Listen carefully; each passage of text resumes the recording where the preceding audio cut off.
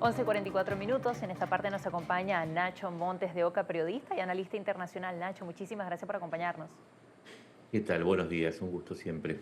Igualmente, Nacho, queríamos abordar contigo toda esta situación con respecto a la propuesta de paz de Estados Unidos, específicamente del gobierno de Donald Trump, pero toda la controversia que hay con las distintas contradicciones, también acusaciones, y bueno, ya se ha llamado Trump a Zelensky como intransigente, el pedido que se le exige a Ucrania, que parecen más bien concesiones a Rusia, al abordar qué específicamente es esta propuesta de paz, este plan de paz de Donald Trump. También se ha filtrado información de los medios estadounidenses. Sí, básicamente más que una propuesta de cese el fuego, parece un pedido para que Ucrania ceda lo suficiente como para contentar a Rusia.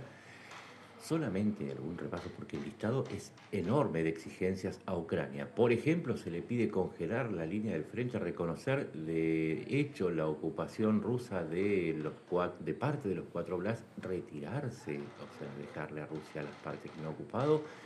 También abandonar la pretensión de recuperar Crimea, ocupada desde 2014 por Rusia en la primera invasión, no pretender siquiera ingresar a la OTAN, se le permite ingresar a la Unión Europea. Luego también se le pide que no exija garantías de seguridad, y a quien se le pide que sea el garante es a la Unión Europea, que además se le pide que desplace tropas, y a cambio de eso Ucrania tiene que aceptar que Rusia vea cómo las sanciones se levantan, porque también se le están pidiendo, se le está sugiriendo a Europa que lo haga, es decir, que recupere su vigor económico. Pero también, además, se le pide a Ucrania que entregue los recursos naturales por valor de 100.000 millones de dólares a una comisión integrada por una mayoría norteamericana. De manera que lo que se está pidiendo es básicamente imposible, porque el artículo 3, el 8 y el 11 de la Constitución ucraniana impiden no solamente la cesión de territorio, sino también la cesión de recursos naturales sin la intervención de la Rada, el Parlamento ucraniano, y ya anticiparon las mayorías en la Rada que eso no va a suceder nunca. De manera que es una propuesta diseñada específicamente para ser rechazada por Ucrania y quedar como la intransigente, y que Rusia, mientras tanto, siga atacando sobre la base de esa intransigencia. Nacho, parece estar claro que se le exige a Ucrania, pero no se sabe realmente qué se le exige entonces a Rusia. Sabemos que incluso hay levantamiento de sanciones, entre la propuesta, claro.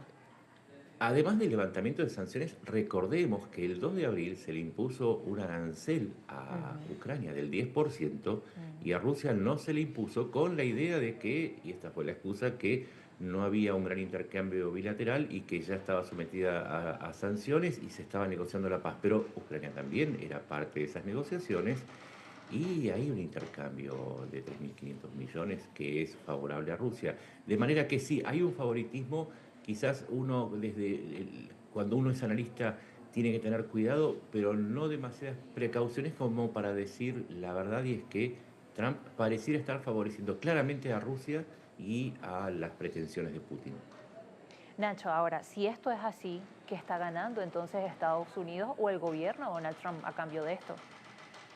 Lo que pretende Donald Trump es tratar de atraer a Rusia y sacarla de la órbita de China, o por lo menos, si se quiere, debilitar ese vínculo, pero además poder acceder a la enorme cantidad de recursos naturales que tiene Rusia disponibles y que en este momento no se pueden explotar por la cuestión de las sanciones. Es una apuesta difícil, porque en ese trámite se está enfrentando a sus aliados históricos, es decir, Europa, Canadá, Australia, Corea del Sur, Japón, todos países que apoyan una resistencia al avance territorial que pretende Rusia sobre Ucrania. Así que es una apuesta muy complicada, que puede fallar y probablemente falle, porque hasta ahora inclusive Rusia ha dicho que no a las propuestas de Trump. Ahora, Estados Unidos tampoco en esta propuesta, según lo que se conoce hasta el momento, tampoco ofrece algún compromiso o alguna garantía de seguridad a Ucrania y parece dejarle este papel a Europa. Pero hasta Ex- donde sabemos, Europa parece no estar preparada para enfrentar un conflicto como este. Exactamente, y no solamente le pide que ceda a todas estas pretensiones, sino que además le está pidiendo a Ucrania algo que ya dijo Zelensky que no le va a dar, que es el control de la central nuclear de Zaporilla. La central nuclear de Zaporilla es la más grande de Europa. Lo que le dijo Zelensky es, está bien, podemos hablarlo, pero necesito seguridades. Y Trump ha contestado que las seguridades en todo caso las tiene que dar Europa porque es una guerra una guerra europea. Y esto nos lleva a una enorme paradoja, si es una guerra europea porque hay una mediación de Estados Unidos. Estas contradicciones son las que indican que no es claro el trabajo de mediador de Trump, sino que parece más bien un negociante tratando de sacar alguna ventaja para los Estados Unidos a costas de una guerra que ya lleva más de 3 años.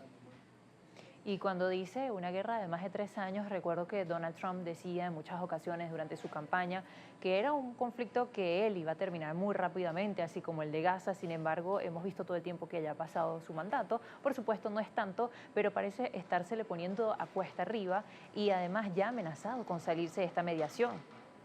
Exactamente, lo hizo justamente con esa excusa de que se trata de una guerra europea y si lo hiciera marcaría un fracaso inmenso porque, recordemos, parte de la propuesta que le había hecho a su electorado era traer soluciones. Si no puede solucionar la cuestión de Ucrania, difícilmente también puede responder de la misma manera con lo que sucede en Medio Oriente.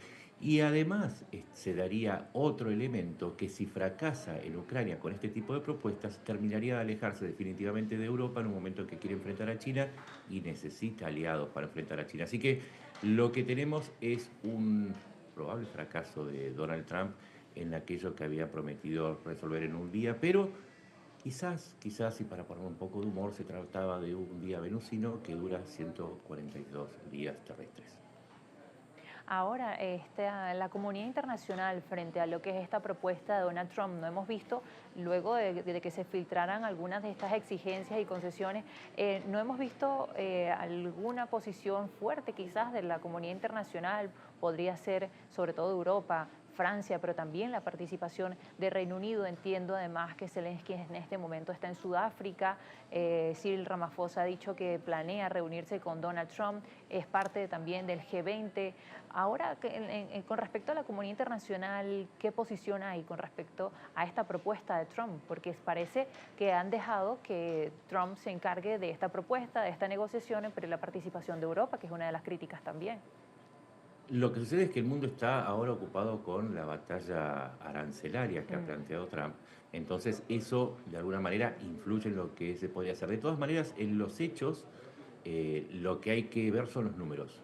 Estados Unidos, el último paquete que aprobó en el Congreso fue en abril del año pasado, o sea, ya se lleva un año sin aprobarse paquetes. Y mientras tanto, desde enero al día de hoy, la suma de todo el apoyo militar europeo a Ucrania alcanzó los 26.000 millones de euros. Es decir, en los números hay una diferencia respecto a lo que se habla en la política. En la política hay silencio, pero por lo menos los envíos a Ucrania de parte de Europa se han reanudado y se suman a otros envíos financieros o de ayuda humanitaria de Japón, de Corea del Sur, de Australia, Nueva Zelanda y de Canadá.